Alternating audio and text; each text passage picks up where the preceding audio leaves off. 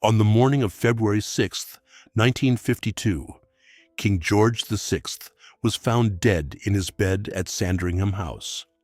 He was 56 years old. His wife, Elizabeth, was 51. Overnight, without warning, without preparation, she lost everything she had built her adult life around. She was no longer queen. She was no longer the first lady of the realm, the role she had worn for 15 years, the role she had not been born into, but had grown into with such complete dedication that it had become inseparable from who she was gone.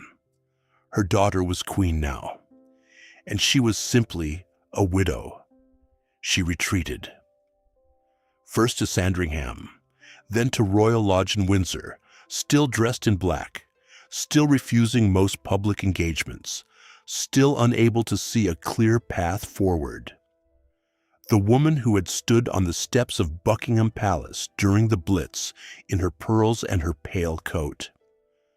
The woman who had refused to evacuate her children from London. The woman whose composure under pressure had become a national symbol, had no composure left. She was broken in the specific way that only happens when the person you have organized your entire existence around is suddenly gone, and you realize that the structure of your life was not yours at all. It was his, and without him, there is nothing to stand on. 4 months passed. Then, in June 1952, she accepted an invitation from close friends, Commander Claire Viner and his wife Lady Doris, to visit them at their home at Dunnet Head in Caithness, at the extreme northeastern tip of the Scottish mainland. She had known the Viners for years. She had visited this stretch of coast before the war, and something about the far north had always answered something in her. She had told people privately that she slept better in Caithness than anywhere else in the world. For a woman fleeing a grief that had made her ordinary life feel uninhabitable, the emptiness of that landscape was not desolate. It was merciful. She was being driven through the countryside near the village of Mey when something caught her eye through a grove of trees. The trees had been stunted and twisted over decades by the gales off the Pentland Firth until they grew horizontally rather than vertically, bent permanently away from the sea like figures flinching from a blow.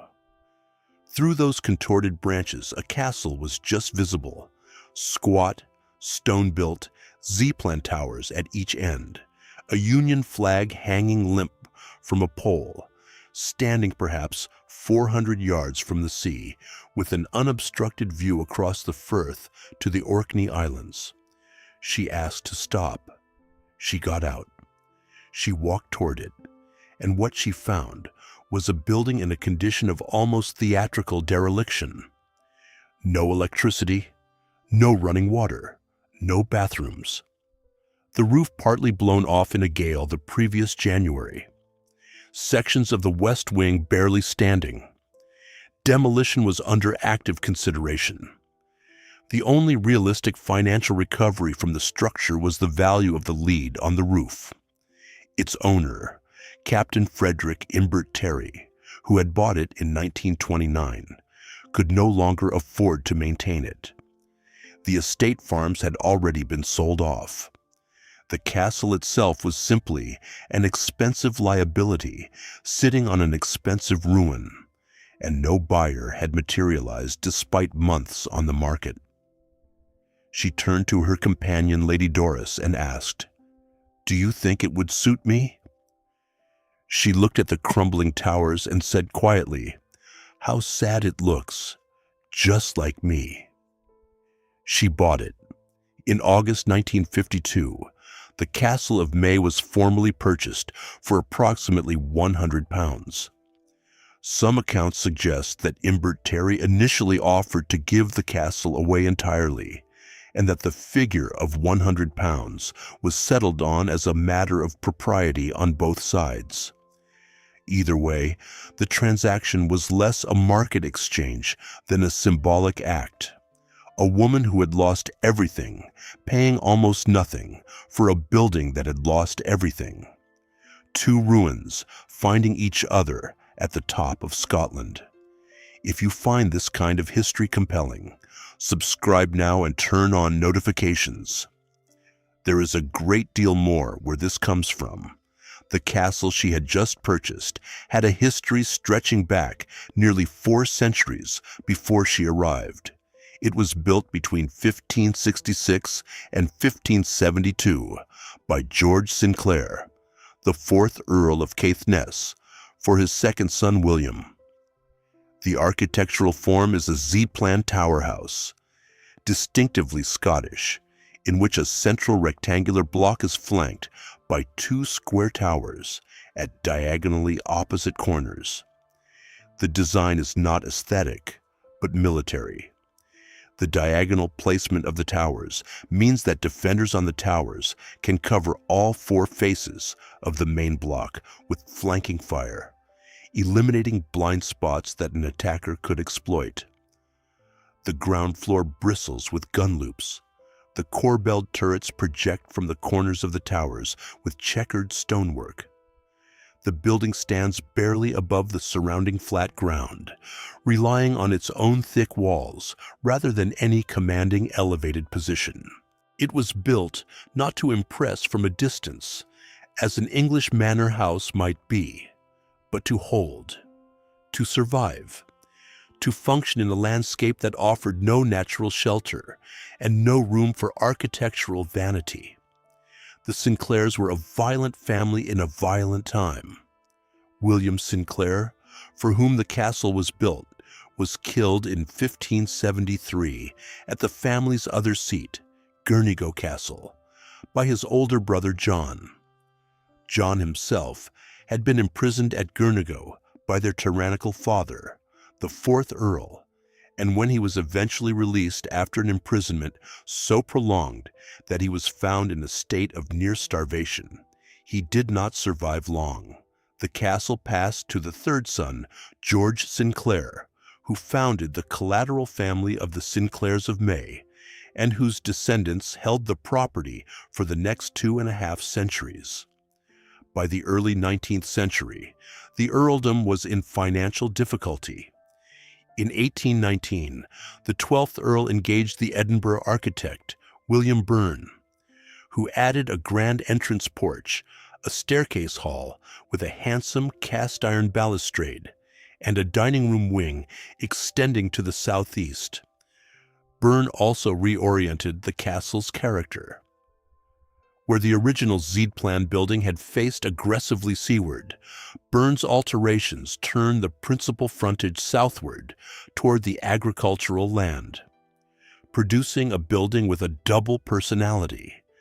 The raw military exterior of the 16th century, now dressed on one side in the more sociable clothes of the 19th.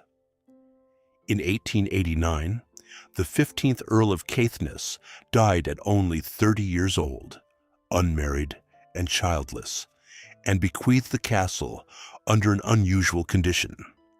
It could pass to a friend and neighbor, but only if that friend adopted the name Sinclair. The condition was accepted, the name was changed, and the castle passed out of direct Sinclair descent.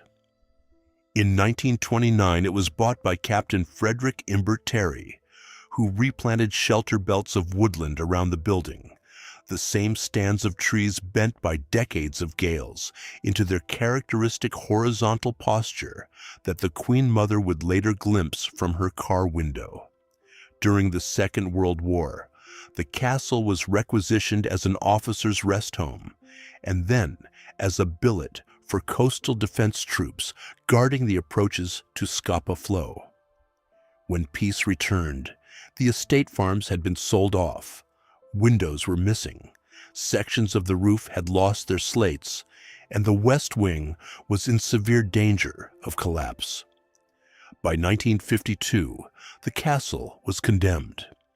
It had survived Sinclair fratricide, 2 centuries of Caithness winters, and a world war, and was on the point of finally succumbing to simple neglect.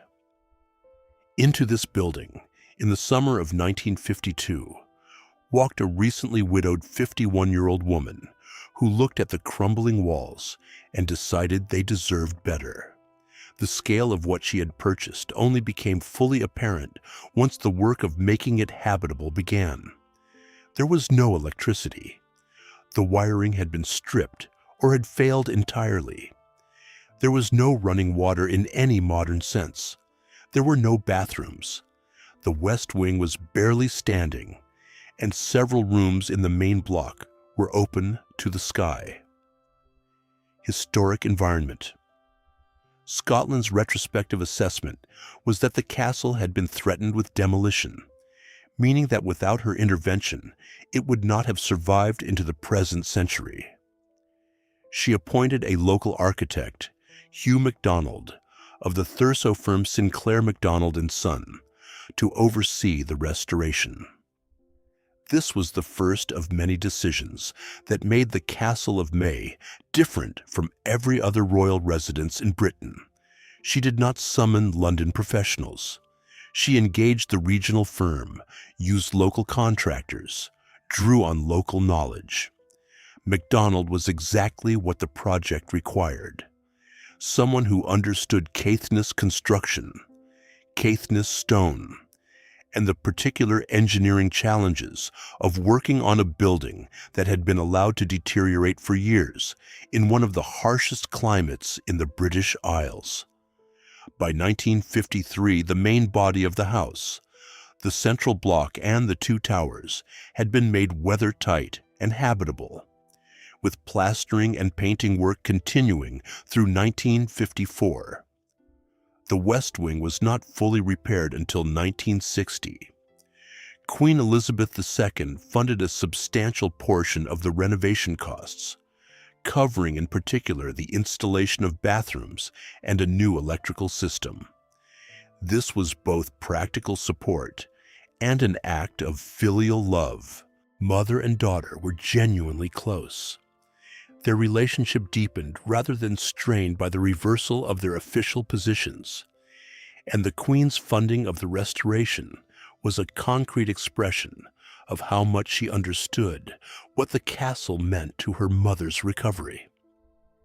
In 1954, the Queen Mother commissioned interior designs from the London decorating firm Lenigon and Morant, whose proposals were characteristically grand.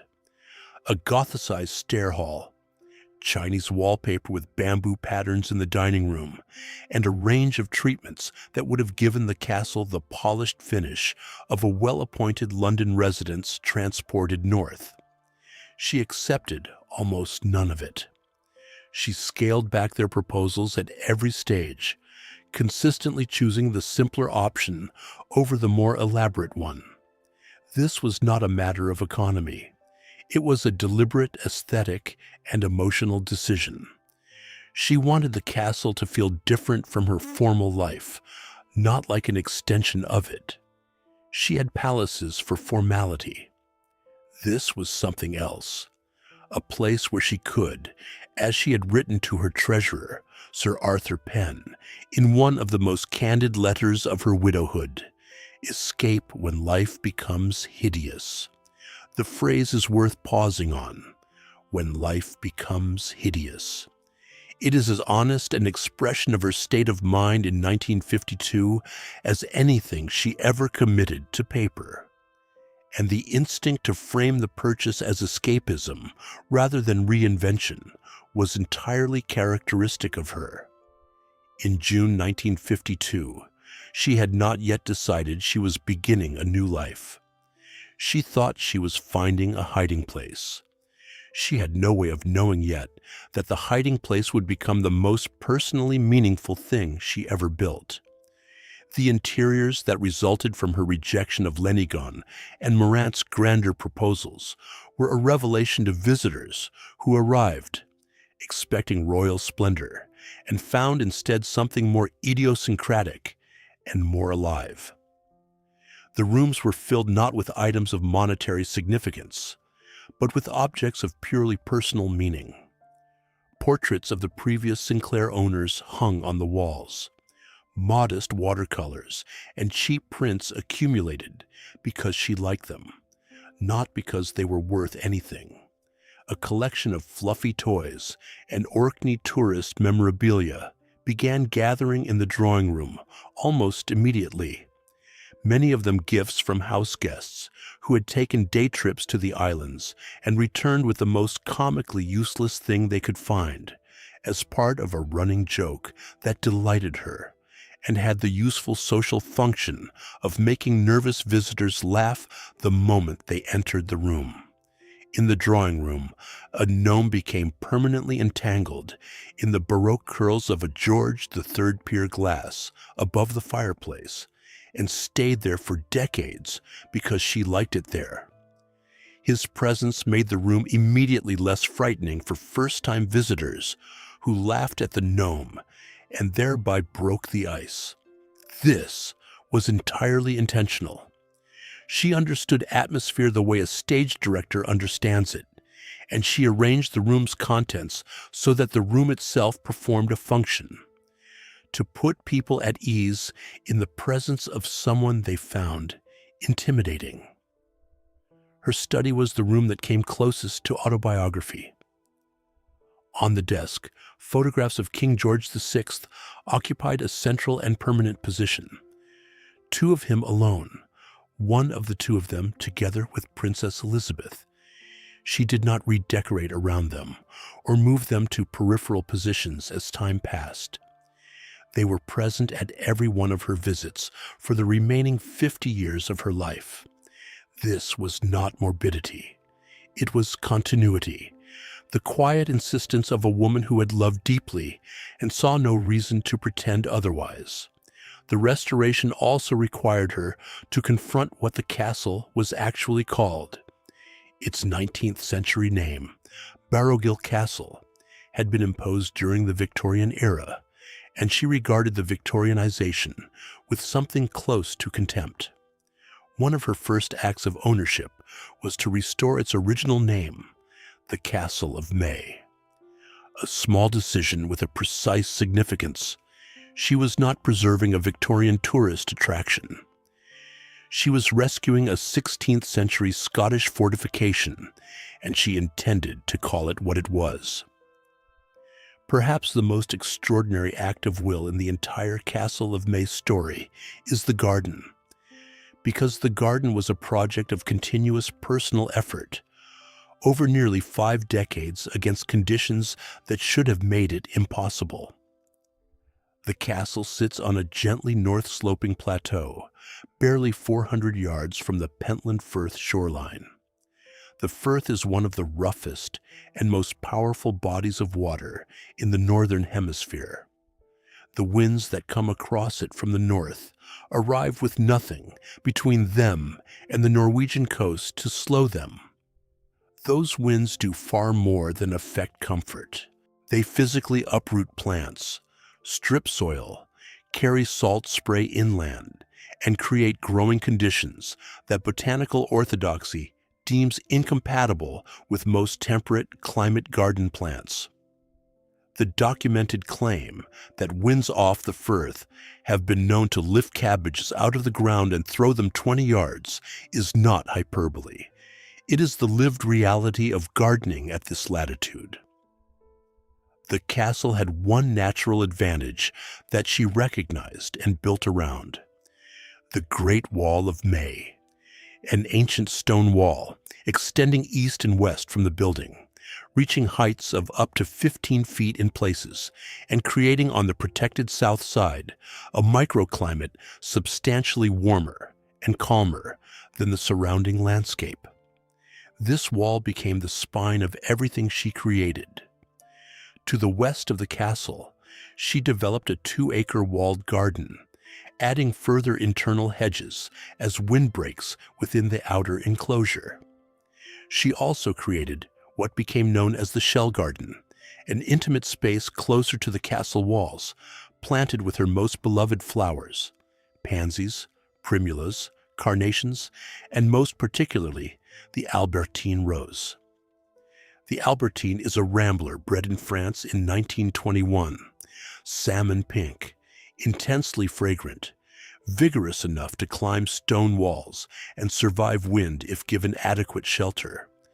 She had grown it at Royal Lodge in Windsor and at Glamis Castle, and she nurtured it into abundance along the protected walls at Mey, where it flowered every summer in quantities that visitors found genuinely startling given the surrounding landscape.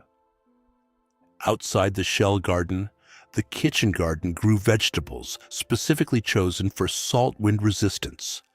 The growing season was short, the conditions extreme, but the walled garden produced real food. A working kitchen garden, not a decorative one. She had been a serious gardener her entire life, a practitioner rather than a patron of gardens. She had grown up partly at Glamis Castle in Angus, where the gardens were and remain among the finest in Scotland. As Duchess of York, in the 1920s, she had taken a largely derelict garden at Royal Lodge in Windsor Great Park and transformed it over years of personal labor into something considerable. What she brought to Mey was expertise, decades of practical knowledge about plants, soil, drainage, shelter, and the specific patience required to garden in difficult conditions.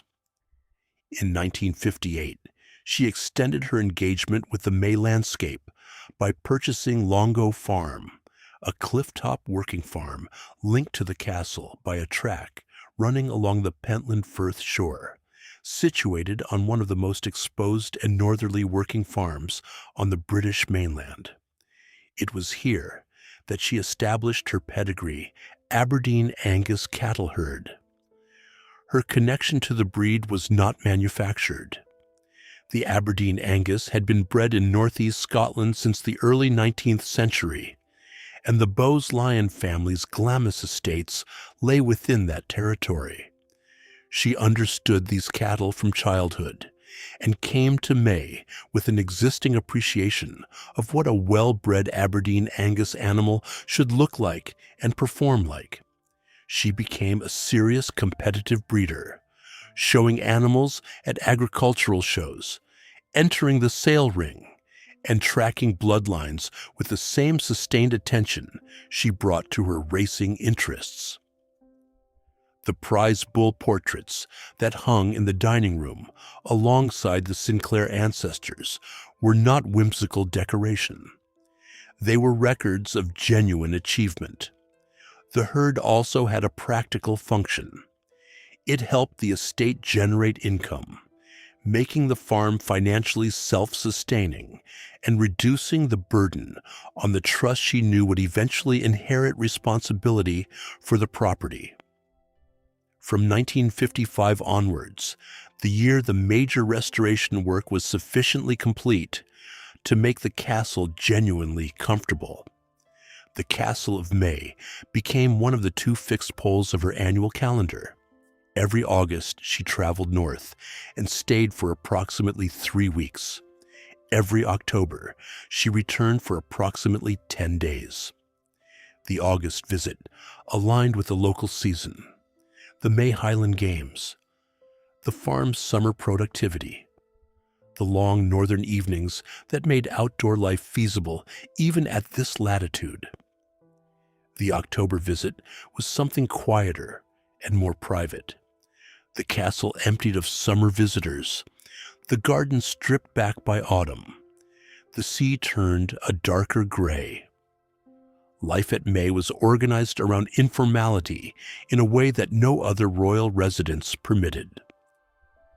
Princess Margaret, who visited regularly but maintained what was diplomatically described as a mixed relationship with the physical experience, called it Mommy's Drafty Castle, an affectionate exasperation that captured precisely the gap between the castle's emotional significance and its physical comfort.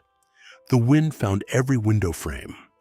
The heating, while adequate by Caithness standards, was not adequate by palace standards. None of this troubled the Queen Mother in the slightest. She had chosen this place precisely because it was not a palace. The house party style she maintained at Mey was loose and convivial. She invited people she genuinely enjoyed, rather than those who served protocol, and she expected her guests to find their own amusement during the days while she herself was in the garden, or walking the farm, or attending to correspondence from the study. Evenings gathered the party together with a full-hearted enthusiasm that several accounts describe as entirely unlike the careful formality of court entertaining. Scottish reels were danced, songs were sung, parties lasted until 2 in the morning, and she was by temperament a woman who found the energy for pleasure renewable rather than finite. Caithness seemed to replenish it faster than anywhere. The picnics deserve their own mention. She did not picnic in the genteel sense of a rug and a hamper on a clement afternoon, but in the full Caithness sense, outdoors regardless of weather, on the cliff tops or in the shelter of a headland, with proper food and proper drink and proper conversation, the wind battering the wicker furniture and the har rolling in off the firth. Her personality at Mey was an undiluted version of the personality that made her the most popular senior royal of the 20th century. She was formidably charming, not in the practiced manner of official duty, but in the natural manner of someone who was genuinely interested in the people she met, and had the gift of making each of them feel, briefly, as though they were the most interesting person in the room. She was also, with those she trusted, entirely unguarded. The gap between the public figure on the Buckingham Palace steps and the woman who put a gnome in her pier glass and grew roses in impossible conditions was not a gap between performance and reality. Both were real. Mey was simply where the second version could operate without restraint. The relationship she built with the community of Caithness over nearly 50 years was neither calculated nor performative, and the evidence for its authenticity lies not in grand gestures, but in the specific, repeated, personal texture of how she engaged with the place and its people. She was not Scottish in the Caithness sense. She was a Borders aristocrat by origin, an Angus Highlander by association with Glamis, and a Southern Englishwoman by the weight of her adult life's geography. Caithness was chosen territory rather than ancestral territory, and the Caithness people seem to have understood and valued that distinction. She had come there voluntarily in grief, and had stayed voluntarily in love with the landscape for the rest of her life. She attended Castle Parish Church, the Church of Scotland Kirk, 3 miles from John O'Groats, during every visit to the castle. Not the Church of England of her formal religious life, but the local Scottish Presbyterian congregation, worshipping in the manner of the place she had chosen.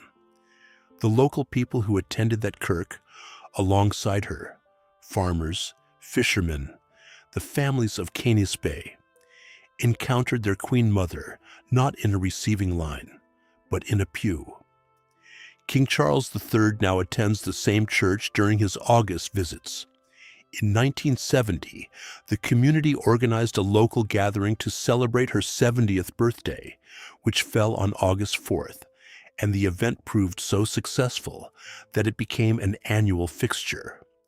The Mey Highland Games, held on the first Saturday of August at John O'Groats. She attended as patron for the remaining 3 decades of her life, and her presence was not the stiff ceremonial attendance of a figurehead, but the genuine participation of someone who knew many of the local people personally, followed the competitions with real interest, and contributed to the atmosphere in the way that a well-loved regular, rather than a visiting dignitary, does. When she died in 2002, the games did not stop. They are still held. The story of how she recovered from 1952 is inseparable from the broader story of what she did with the 50 years she had left. Winston Churchill, then Prime Minister, visited her personally during her period of withdrawal and made the case that her grief, however valid, could not be allowed to become permanent absence. What happened next was one of the more quietly astonishing second acts in modern public life. Once she re-engaged, she did not return to duty cautiously or tentatively, but with a ferocity that surprised even those closest to her. She accumulated a portfolio of patronages and appointments that eventually numbered well over 300 organizations. She served as Chancellor of the University of London.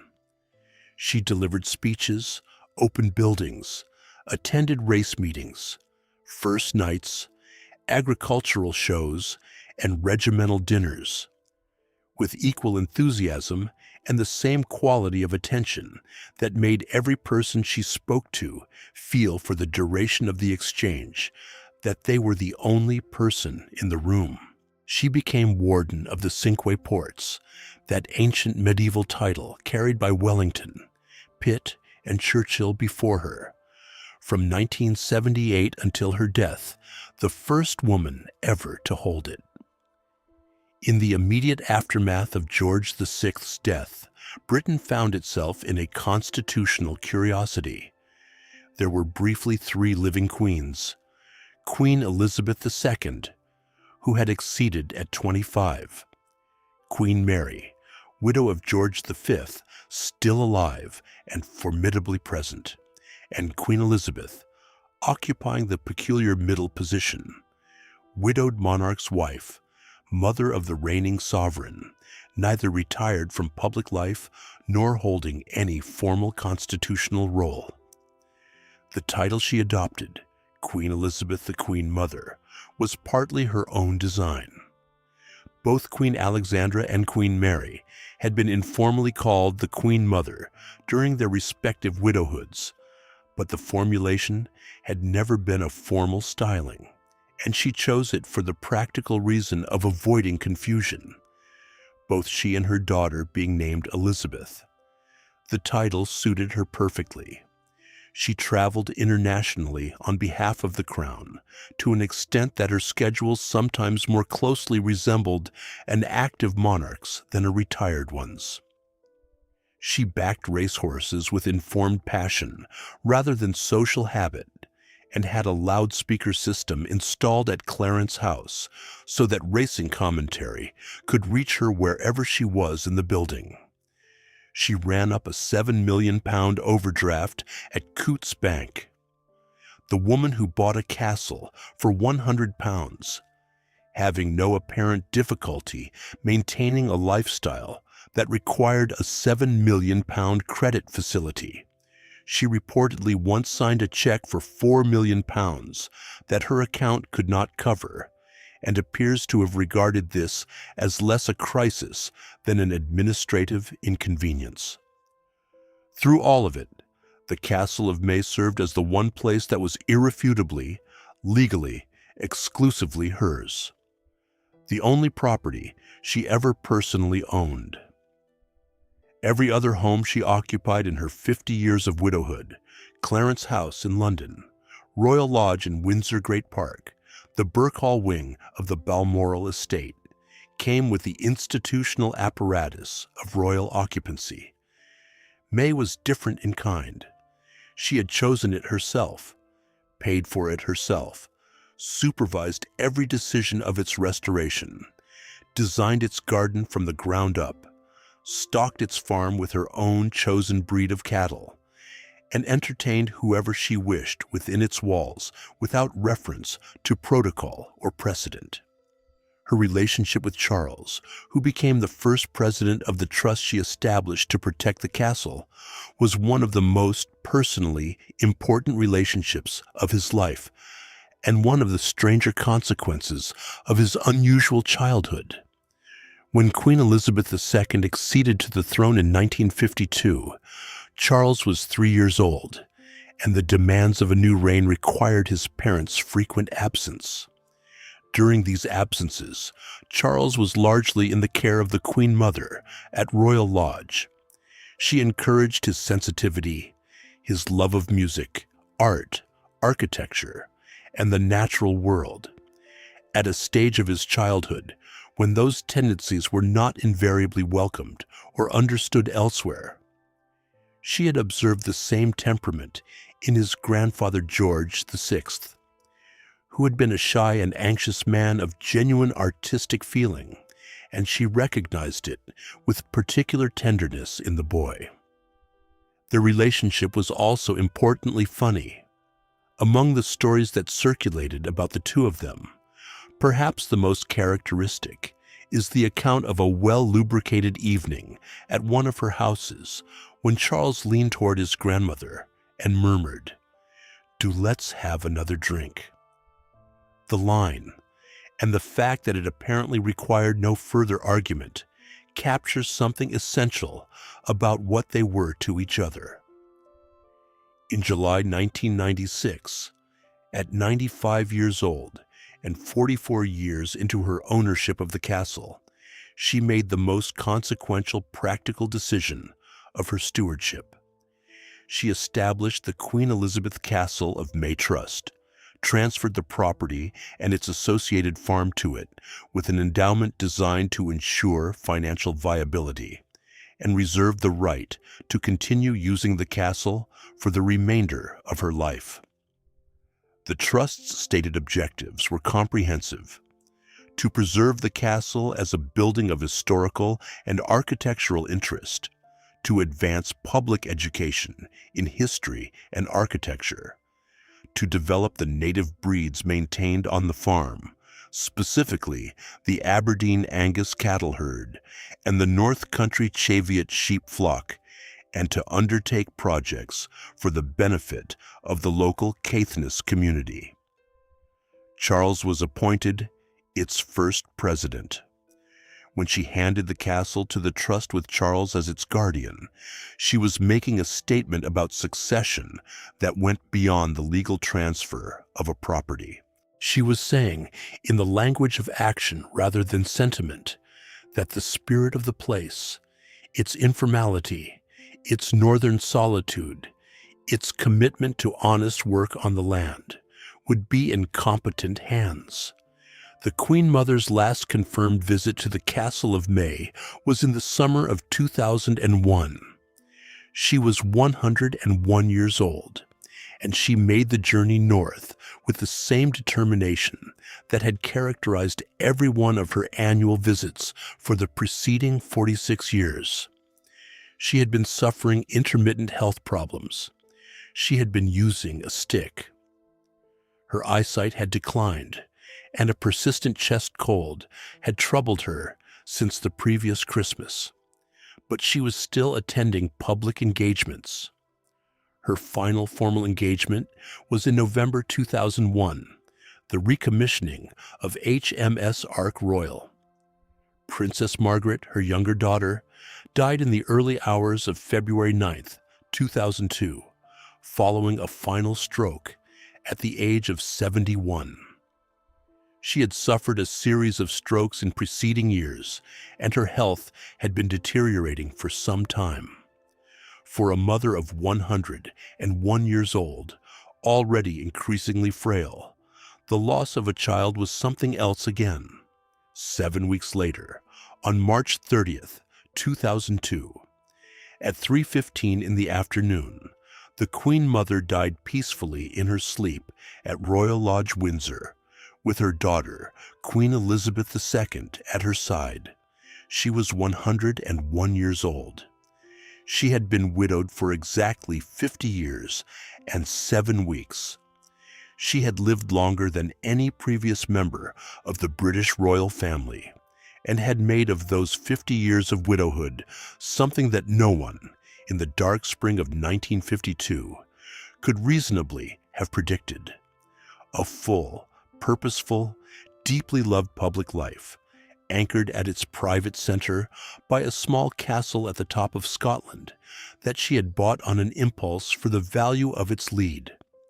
The castle was opened to the public in the summer of 2002, within months of her death. A purpose-built visitor center opened in 2007. The granary building was converted into luxury bed and breakfast accommodation.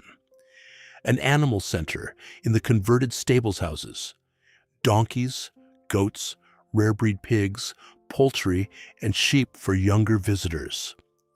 Approximately 30,000 people a year now make the journey to the northernmost inhabited castle on the British mainland. In 2019, the Queen Elizabeth Castle of Mey Trust was incorporated into the King's Foundation, the charitable organization bearing Charles's name and reflecting his ambitions for sustainable agriculture, traditional craft skills, and community benefit. The castle's objectives and operational character have not substantially changed. Only the institutional framework around them has evolved. Since the Queen Mother's death, Charles, now King, has spent the first week of every August at the Castle of Mey, honoring her birthday on August 4th as he arrives. He drives long distances to fish salmon beats on remote rivers, spends afternoons on the deserted island of Stroma, visible from the castle's upper windows, sitting in the Pentland Firth between the mainland and Orkney, watching birds and making watercolor sketches. He attends the May Highland Games, where he awards the tug-of-war trophy and worships at Canisbay Kirk. The castle is closed to the public between late July and early August, specifically to accommodate these visits. Visitors who tour the Castle of Mey today encounter something unusual in the world of British heritage properties. Rooms that feel less like a carefully curated museum exhibit than a suspended moment in a deeply personal life. The castle has been preserved largely as the Queen Mother left it. In the front hall, on a mirror stand near the entrance, seashells sit exactly where she placed them after her frequent walks along the beach, collected by hand, carried back, set down without being curated or arranged for display. She walked to the shore regularly during her Caithness visits, alone or with a companion, and brought back whatever caught her eye. Those shells tell you within seconds of entering that this was not a house managed for grandeur.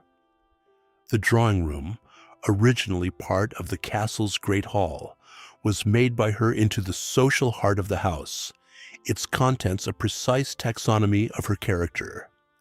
A 16th century tapestry on one wall alongside modest watercolors of negligible monetary value.